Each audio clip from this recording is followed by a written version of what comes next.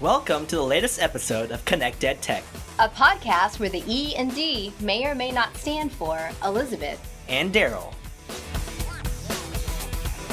Welcome back, viewers and listeners, to ConnectED Tech.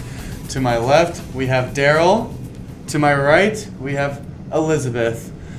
And to your middle, I'm Intern Blake. I forgot to introduce myself. But yeah, I've been gone on ACT Island for a little while, and I'm a new man now. You know, I grew out the facial hair a little bit. We didn't recognize you, Blake. I'm a new man. I'm a little jealous because I can't do that.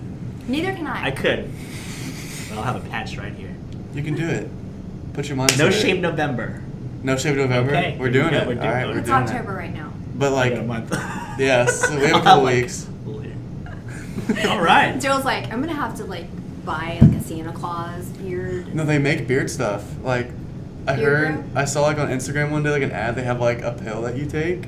I mean, I don't know if that's real or not. FDA approved? I haven't taken it, but Well, you don't have to take it. Yeah. Look at you. It's natural. It just comes out. You don't even have Do to you try. condition, moisturize? It's a little weird. Yeah, we need Eric here. It's a little He's weird. got the beard tricks. he does have a nice beard. He's got the beard tricks. Yeah. So you've been ACT in it for a while, huh? Sadly, yes. All right. But it's paying off. It has paid off.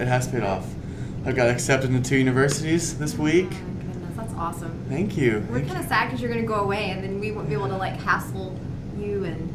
Who knows? you Maybe guys I can be on the Zoom call one day. That'd be amazing. We can interview you. We could. Oh, there you go. Hopefully one day I do something in college, make my own stuff. You know. Okay. awesome. Well, that's your challenge then. Do That's people my your challenge. age really make their own things? I don't know. Do they? Can you do that? Are you capable? You can do it. You can know? do it. Surely there's someone out there who's done it. I don't know. Do you know one? No. No? Oh, yes! The person we're going to be interviewing today. Yeah, a little later in the show, we're going to have a really awesome guest. We're not even going to say who it is. We're not We're going going to to say keep the who it element of is. surprise so that our viewers will keep listening. Except the It's a title of the secret. episode will tell them. Maybe we won't have to put it in Oh, the title of the okay, episode. all right. Maybe It can just won't be our little secret. Strategic. So you've been ACT in it. You've been I don't know. doing your Darryl Legaspi thing that you do. I've been watching home videos, and in every home video I've watched, I was wearing denim on denim. Denim on denim. That's not a faux pas right now? A fashion I faux don't know. pas? Everything comes. I thought it was back, but I guess it's not. I don't know. You said you've been seeing people at your campus wearing denim on denim. I have. There's a lot of people I that mean, do it. I think if the Yeah. denim color if it's exactly the same, I'd be like, what are you trying to Oh. do? But now see, this is a contrast, so it's okay. So the, is the that- fashion gods say it's okay. Oh, the fashion gods say it's Yeah. okay. Well, the fashion gods. You know who are fashion gods and goddesses? These ladies right here. Let's ask Blake, do you know who those ladies These are? ladies- Blake? I do not. I got the name wrong of them earlier, but I don't know who they are. What did you call them? The Gilmore The Girls. Gilmore Girls, ladies and gentlemen. I'm close. They were much younger than these ladies. I'm close. That's all that matters. Do you know Betty White? Do you know Betty White? Oh, of course I know Betty National White. treasure. Yes, she Well, is. she's part of the Golden Girls. That's awesome. When I was watching all those home videos, it was making me very, very nostalgic. And I started to reminisce and thinking about all the things I used to do with my family. And that's why I've kind of got some of these things out here. We used to play, when I was in school, we didn't have anything to do except play games like, Pictionary, Monopoly, or my mom would go outside and play, and then she'd lock the door and not let us back in. That happened to me when I was little too. Yeah, so do you still play games? Do you play games like this with your family? We used to, but since my mom works now, my dad works all the time, we kind of been pushing away from it. But every now and then we'll get together and play the special versions of Monopoly. They have the Stranger Things ones, the Star Wars ones. Right. Yeah, we Lord play of the those. Rings. Lord of the Rings. Yeah. These board games and stuff. Uno in the front, the Rubik's Cube. I don't remember doing anything like that with at school, but it seems like a lot of schools are moving towards more of a game-based, gamified classroom. So have you ever used board games in school or any other kind of games? Darryl, you too, because We have. I know I have. So we have I know my sophomore year, English, we had vocab terms, of course, and he made it into actually an Uno game. So it was really complicated, but I'm trying to remember how to do it. So of course you put your card down, and he colored them too. So it's I have this card, and you have to say the definition if you place the card down. Ah. So yeah, and if you got it wrong, then you have to pick up cards. Yeah. you were exiled to ACT land. Yes. That's pretty good. That's pretty good. I have a board game. Cool. What about you, Darryl? Did you play when you were in high school or younger? Did y'all play games in the class? In the classroom, yeah. Mm-hmm. We played As some a games in student? the classroom. I mean, those games that we play now in the classroom they weren't around before, but yeah, we do. Just for fun. Right. The camaraderie, the collaboration, the communication. Yeah. Kind of like a free time sort of thing, just kind of. Yeah. I think if we did it, that was really the only way we did it too. I don't remember doing it for an educational purpose at all. But then when I was teaching, I remember taking some of these concepts like what you were saying and then making them fit the content that I was teaching. But now we've got like digital games like Kahoot, quizzes, and all that kind of stuff. Which ones have you played in your classes? In classes, we do Kahoot, and then that's pretty much the only one we use in class, but I study with Quizlet like every night. Awesome. So I use Quizlet to make study sets, and then you play games. And then every now and then, like, hey, Blake, did you make a study set? Because they know I do. I'm like, yeah. Like, can we use it as a class lecture? I'm like, sure. And then I email it to them, and they just use it as a class lecture. Great. Wow. Well, look at you being an influencer. I'm trying. That's so great. What's the main college you want to get a letter from? LSU. Oh, If you're watching, please let me know. this guy. And I wouldn't mind a scholarship either. But that's not the point. Okay, let's keep going on that. Only accept me if you give me a scholarship. No, he's not saying that. Oh man, were you in the classroom when Kahoot came out? Was I? Quizzes, Yes. Was it live, like using it with your students? Yes, I was, and I think for me that was one of the tools that got me into digital learning. Awesome. It got the instant engagement. Yeah. Mm-hmm. Yeah, the instant feedback, kind of like video games. We didn't have access to that when I was teaching, so I've been out in the classroom for 6 years, I guess. So that tells you how fast this thing's moving as far as access to all these different cool tools. But not to give anything away, but we've got an expert in educational technology, digital gaming tools, who's going to be joining us. We shouldn't even say what it is. We shouldn't say it. Just read the title of this episode. Just read it. Just read the title of this episode and you will know who our guest is. But we're really excited about this guy joining us, and we will be, I don't want to say his name, so I'm not going to say his name. And part of it's because we just really can't pronounce his name. That's true. We'll ask him today. Yeah. But he's a great guy, though. Remember that. He He's is. a You want to great stick guy. around. Yeah, and Blake here and him are best buds now. Yes, we are. Best buddies. I got to learn how to say his last name, though. But we will. Yeah. Anyway, we'll be right back with our very special guest. Stay tuned. You can find all things related to the ConnectED Tech podcast by visiting our website, flippingoodtech.com. And while you're there, make sure to click on all the tabs for a closer look at who we are and why we're passionate about everything we do. And most importantly, be sure to follow us at Flippin' Good Tech on all social media platforms. And subscribe to our YouTube channel for quick access to all the latest podcast episodes, ConnectED Tech promos, and Flipped in 5 tech tips. And we're back with Season 2, Episode 3 of ConnectED Tech Podcast. I'm Elizabeth again. And I'm Darryl. And as promised, we have a really awesome, amazing guest with us today. We're so excited about him. I can't say I've been more excited about a guest. They've all been great. But this guy is going to be a real treat to talk to. Don't you think, Darryl? Yeah, let's just say, when I grow up, I want to be just like this guy. I wish I could. I wish I could go back in time, like the whole little, what's that, Benjamin Button thing? Go back and rewind and make it happen. But without further ado, let's just get to it. We have the one, the only Josh from Gimkit. How you doing, Josh? I'm doing well. Thanks so much for having me. Wow, thank you for joining us. Of course. And I'm really excited to chat with both of you today. Not as excited as we are. I don't know about that. Are you sure? We're pretty sure. Do you like our little setup here? I mean, I love it. Yeah, it looks great. I mean, I was talking to you before the show about it, and I mean, I called it a studio. I'm not sure if anyone's called it a studio before, but it looks like it. So Awesome. We're super thankful to Kingwood Public Library for letting us use their media room every month. And we've got some games here, some old school games, a little throwback. We've got some Funko Pops that are some old guys, and the Golden Girls Funko Pops here, reflective of our ages. Well, I mean, I don't want to say that. Well, I will say actually, that. I do watch the Golden I feel like we're all three different generations. What's your generation, Darryl? I'm millennial. I'm Generation X. What's your generation, Josh? I think I'm Gen Z. I think you are. Yeah. That's super awesome. Okay, so tell us who Josh from Gimkit is, and tell us how to pronounce your last name. Oh yeah. I want to hear you give it a shot first. Oh. Feinsilber. Flippin. It's like that from Cloudy with a Chance of Meatballs. We're not gonna try. Just we'll pronounce it for the viewers. We'll go for it. It's Feinsilber. So Feinsilber, but replace the V with the B. Yeah. That's not too bad. We were close. I liked yours better, so I think I'll start going by that from now on. Feinsilber. Slimer. Secret agent. It is. There we go. Go with that. It is. Well, yeah, I'm Josh, and I created Gimkit, which is an online game show for the classroom. I started it off as a school project, and now I graduated in high school in June, and I work on it full time with a few other people. And I don't know if you want more details, but that's the quick glimpse on me. Yeah. Do you have any more details you wanted to add? Yeah, Right now? I think that pretty sums it up, and then we're gonna Okay. play the game in a second and see. I thought we were done.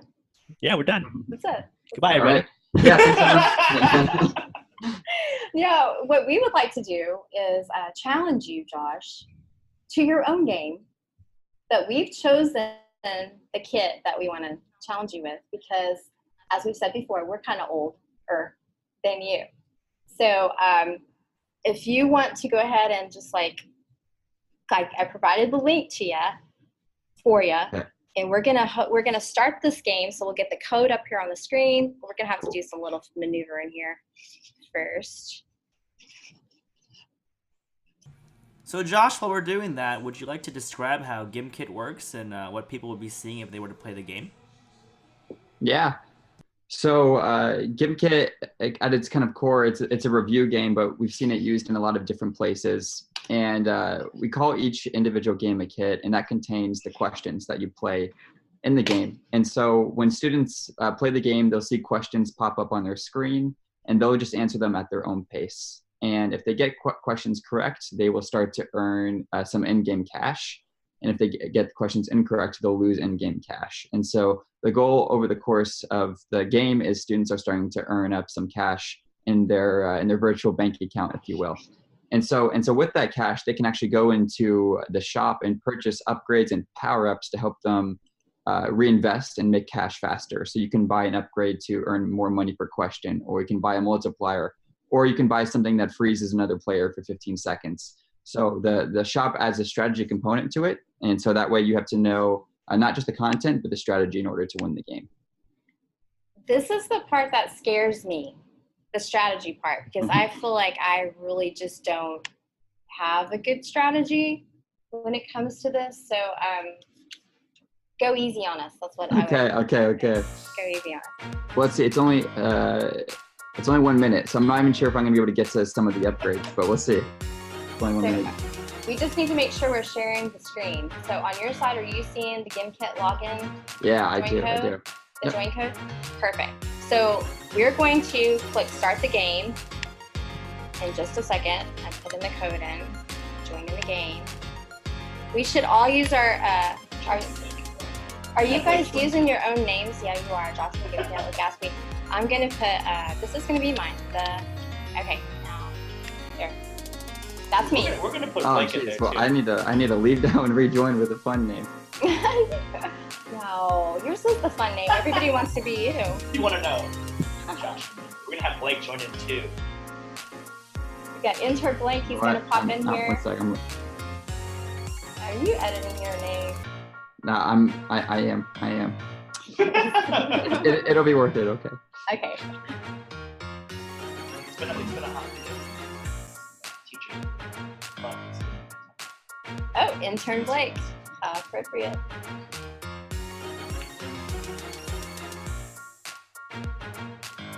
All right, there we go. My new last name. Everyone try to pronounce it. Version.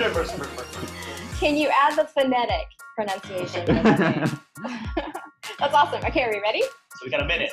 1 minute. Oh, geez. This is Okay. 1 minute, Are- and you are we don't know starting what with it any is. cash? No. No. Okay. way. All right. You're starting from the bottom. We are not All starting right. with any cash. Here Crazy. we go. Okay, hang on. I gotta make sure I can see my screen here.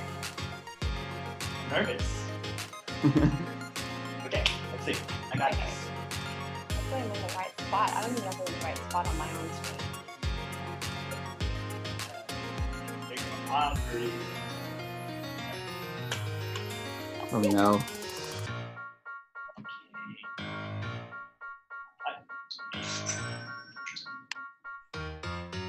Oop. So I kind of want to know what your strategy Yeah, well, for a minute game, I don't know if I have a strategy.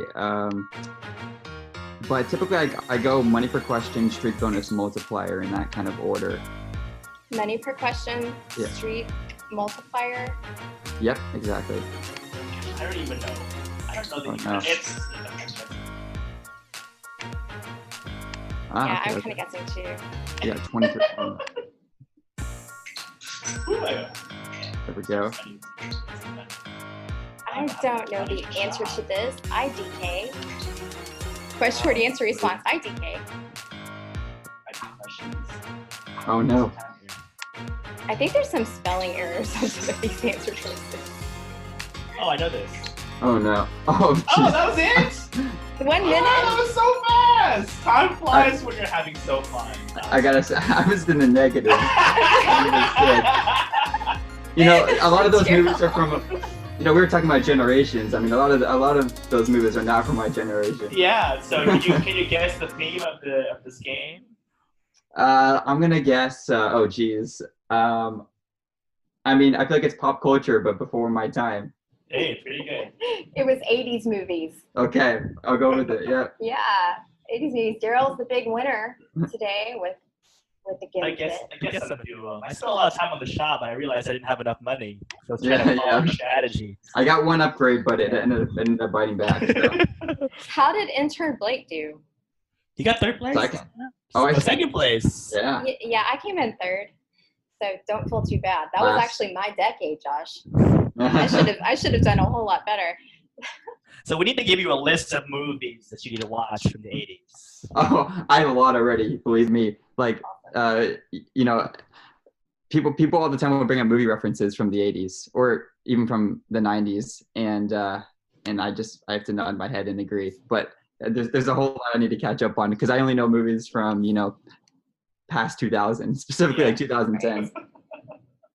So you've made this game, and I'm assuming it takes a lot of skill that we don't have. Some computer programming, some coding. I'm guessing. I really don't know what goes into it. But did you always know that you wanted to do this type of thing?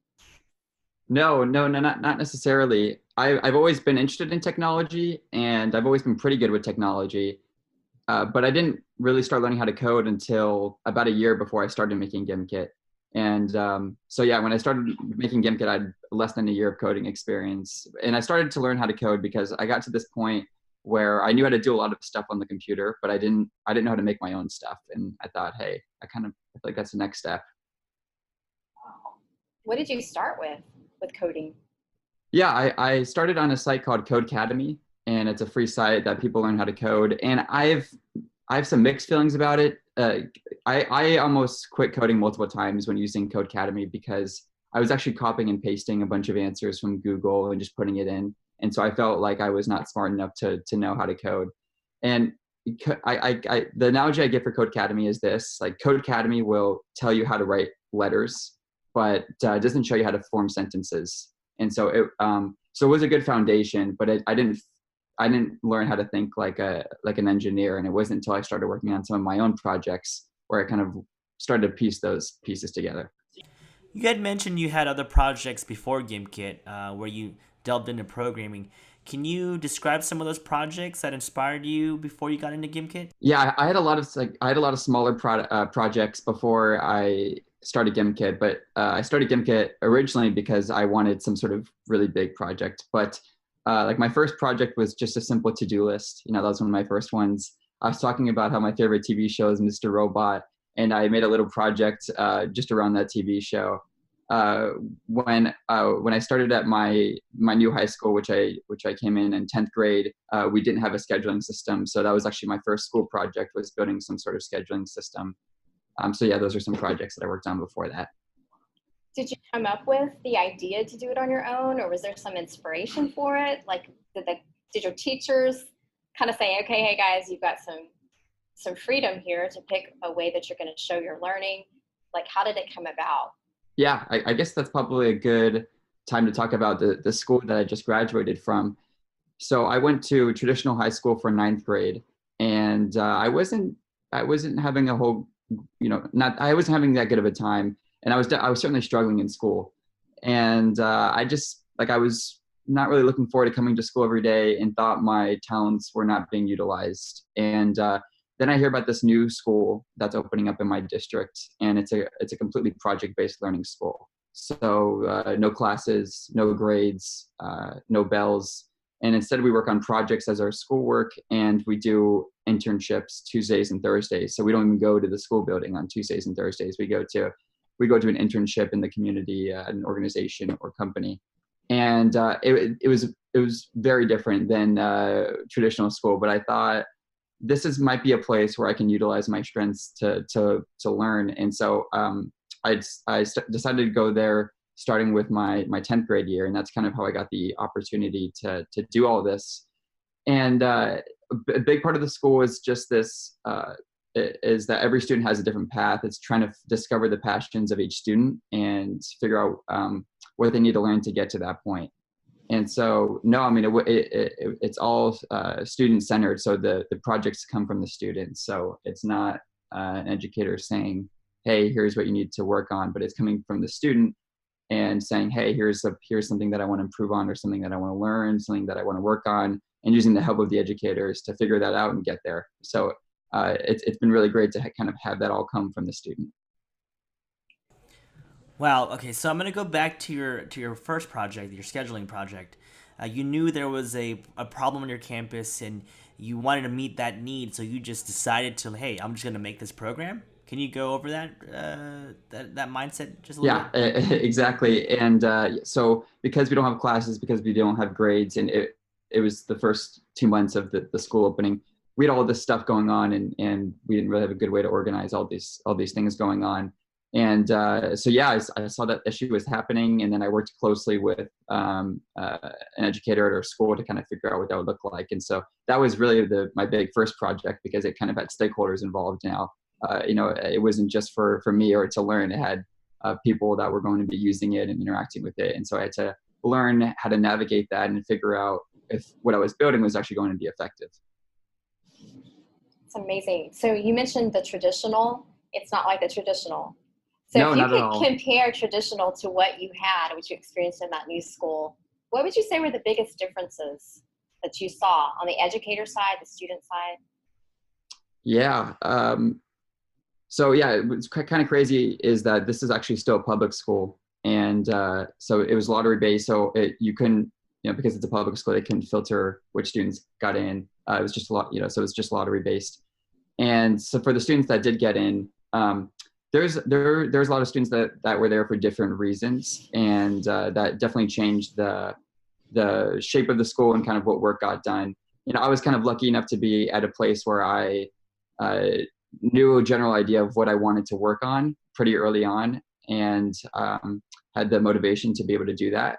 But for a lot of students, it's trying to figure out what that piece is, and so I kind of got a little bit of an early head start to that. But I mean, there's a whole lot of differences. So just in the way that our day is structured, to the kind of work that's being done, I'd say a big part that I didn't touch on would be the community aspect. So we have advisory at our school, and advisory is an hour that we spend in the morning and usually about 30 minutes in the afternoon. And it's kind of our, it's like homeroom, but it's more community focused. And so it's mixed grades. It's from 9 through 12. And in our advisory, we have our advisor, and our advisor is the educator that is with us throughout our 4-year career in high school. And they help us navigate all that there is, because every student's going to be on their own journey. There's going to be a lot of differences there, and the advisor's role is to help the students navigate that path. So my advisor, Hillary, was incredible. And she helped me so much in figuring out, what was going on and how to best navigate it.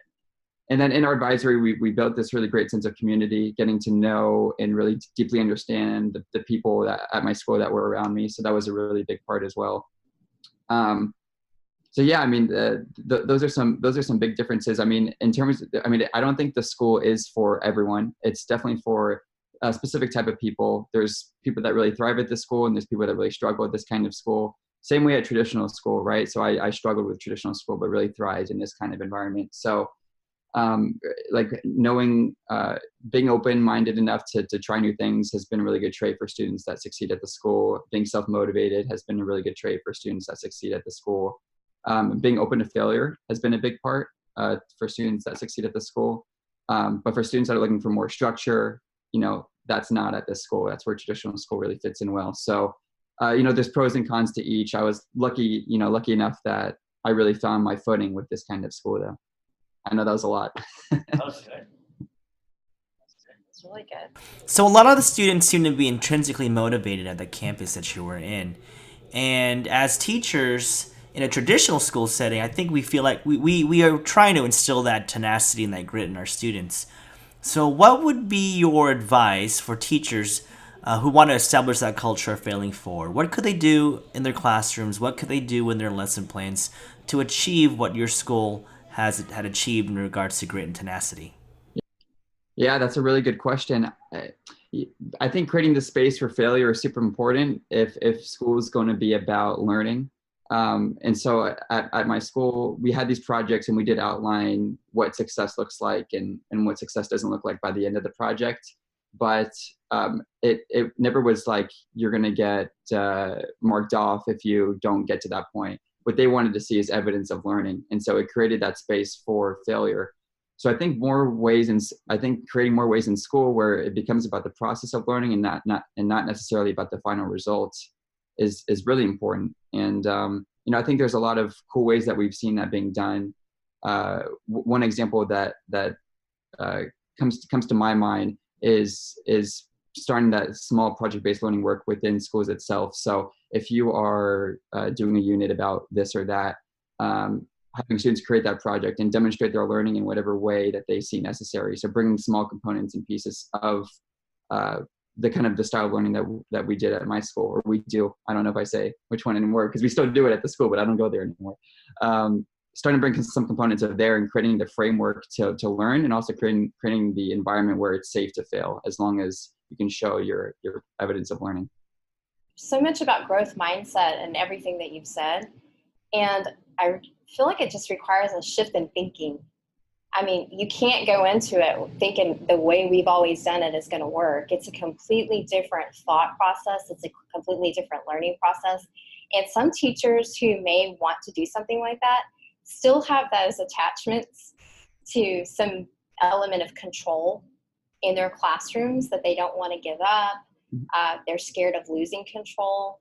There's an attachment to grades. So a lot of those things are fears, I think, of educators to move to this. But one of the questions I have is, since you don't have an attachment to grades with what you're doing, you show the evidence of learning. Where do you show it? Like, where is this evidence of learning housed? And then how do you get to graduate from high school without a grade attached to it or GPA? Yeah, that's a really good question. So we use a learning management system at our school, and it's kind of where we track all of our work and all our projects, and we submit all of the evidence of our projects throughout the whole process in this system. And so that's where our advisors go in and take a look at what's being worked on. And then and so what we got for our school is a waiver from the state to have competencies act as traditional credits. And so we actually have a list of about 90 competencies, and they somewhat align to Common Core, but they're much broader. So there's nothing saying you have to learn about this specific time period in history, but we do have a competency that's about past events. And so it would be up to the student to find a project that they could demonstrate knowledge of researching and learning about past events. And so we have about 90 of those, from communication to quantitative reasoning to social reasoning to empirical reasoning. And so we have to have our projects fit the molds of those competencies. And we have to do them twice. So we do them our freshman, sophomore year, and then we do them all over again at a higher level for junior, senior. And on those, and what goes on our transcript is we have meeting expectations, exceeding expectations, and then we have the two below, which is really haven't done it yet, or starting to get there. I forgot exactly what that one was called. And so that's what goes on our transcript. And then we have really like our finals at our school are kind of called exhibitions. And so we do them 3 times a year, and it's really just a public place to show all the work that you've been doing. And it's usually about an hour-long presentation. You bring in all the stakeholders in your life, so internship mentors, project mentors, advisors, friends, and people at the school that you do your work with. And they come in and you present all your work, and that's where you do a panel after and you get feedback, and it's kind of that public displaying of your work. And so those are some of the places that we get feedback, and then kind of how we get credit for it. That's really awesome. Where are you able to take that? You graduated. Were you able to take that, your projects and things that you worked on with you? Were you able to put that into something that you can use? Not that you need a resume right now, because I think Gimkit's pretty much. But at the same time, I mean, there may be things that you did when you were in school that you're like, I want to keep that. So you're able to kind of transfer that out. Oh yeah, absolutely. In our transcript, besides having those competencies, we have we have a description of kind of the year's highlight in our work. And when some of my other classmates apply to colleges, that's what they sent over. So it's a different kind of transcript, but they have all that project work attached as well as the competencies. It's amazing. Okay, I kind of want to move on to Gimkit or Gymkit. Okay, let me ask you this. Are you team GIF or team GIF? I really need to know. Okay, so I call it a GIF. No, yeah. Hence Gimkit.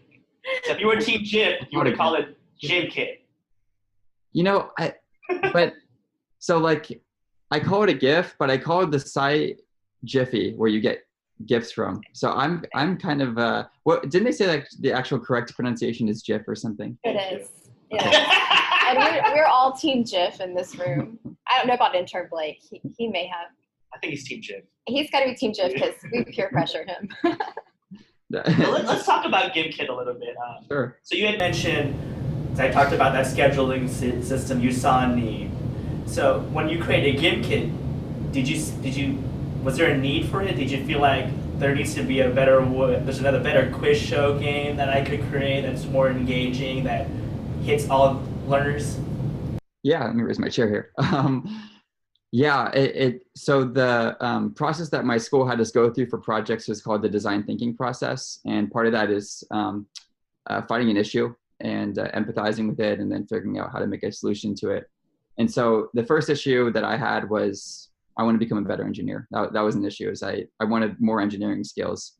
And I did a lot of small projects in the past, and I realized at this point I wanted to do something bigger, some sort of bigger project that would really take a little while but encapsulate a bunch of different skills. And I thought that would be an interesting challenge. And so when I started thinking of things that I could build, I thought, okay, well, what's an area I know the best? And it was education. I've been in school my entire life.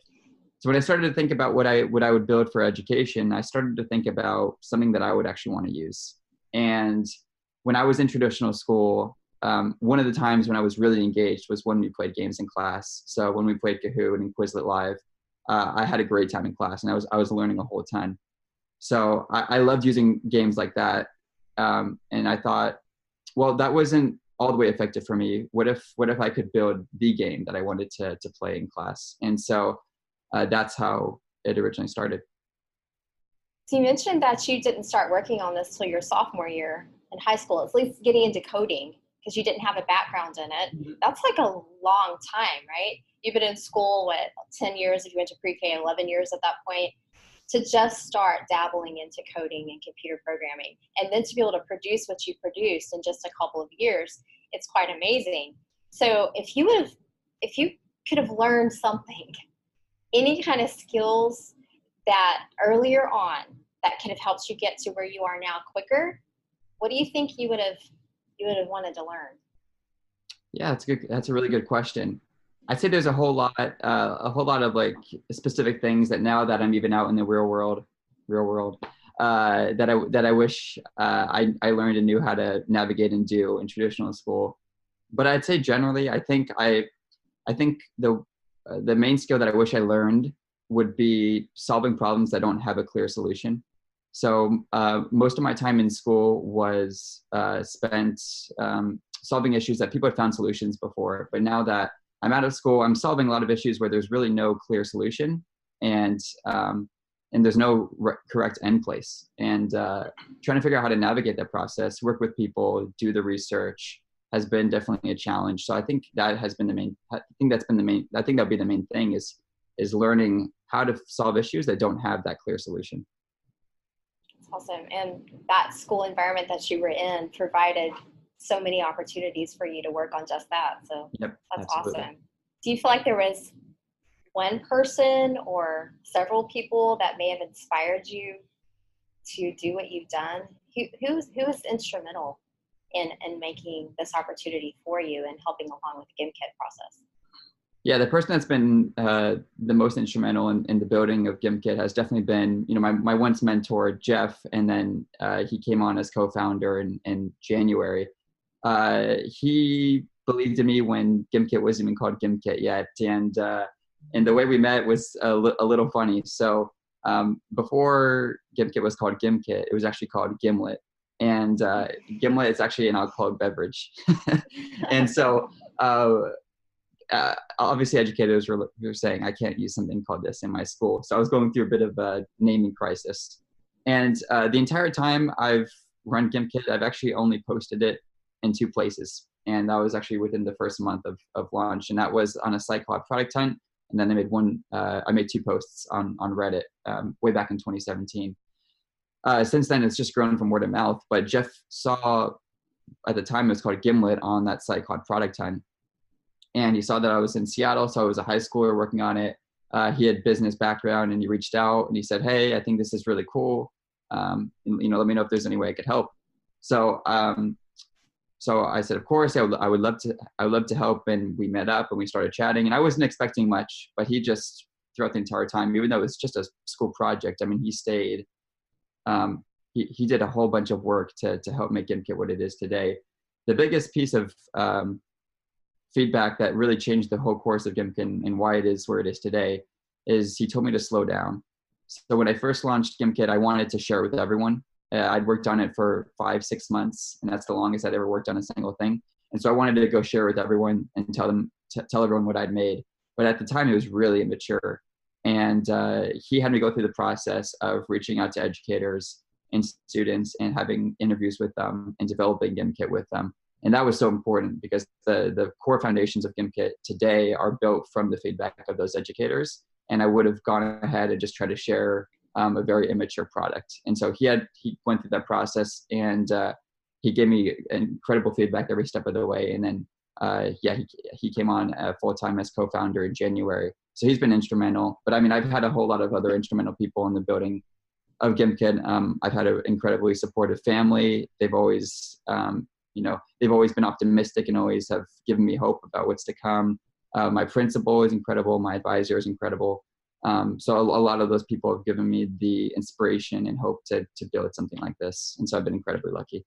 I feel like I should be giving you an award right now because you just thanked all the little people. Phenomenal award. That's amazing.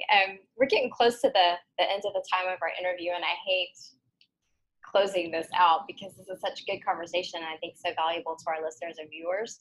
So if you could give, and I don't know if I'm just asking this off the top of my head, maybe harder to think on the spot, but if you could give a piece of advice to educators and students and just kind of anything to do with what we've talked about today, what would it be? Just kind of letting go and being not afraid to fail. Yeah, a piece of advice. Well, I think my piece of advice. I think my piece of advice would be better for students. I don't think I'm nearly qualified enough to give a piece of advice to educators. But my piece of advice for students, and in terms of being willing to fail, or just in general about some of the work that you do, is there was a lot of times where I wanted to stop doing what I was doing. Even when I started learning how to code, I almost stopped many times. I actually started learning a little bit in 6th grade, but then quit because I didn't think I was smart enough. But I'm really glad I came back around. And so the things that are really fulfilling in life do take a lot of work to get there, and there's going to be lots of ups and downs along the way. And I think as long as you have a clear vision of where you want to be and who you want to become, that helps out so much, and you will get there. And so that'd be my piece of advice, is there's going to be a lot of factors that can get in your way of where you want to go. But as long as you take the steps to improve and to become a better person, and to listen more and to focus on what your strengths are, it ends up being extremely rewarding. That was awesome. And anybody who wants to follow you on Twitter, 2 ways to do that real fast. Yeah, my Twitter is Josh Gimkit, and then Gimkit's Twitter is just Gimkit. So there we go. Amazing. Thank you so much, Josh. This was awesome. Do you have any last minute things you want to ask her? No, that's it. Your advice was universal for anybody out there. So I thank you again for being our guest today. You're amazing. Thank you. Well, yeah, thank you both so much for having me on. I really appreciate it, and it was a great conversation. Yeah, it was. Okay, well, thank you guys so much for joining us again for season 2, episode 3 with Josh from Gimkit. Josh Flippin from Gimkit. And we will see you next time on the Flippin' Good Side of Tech.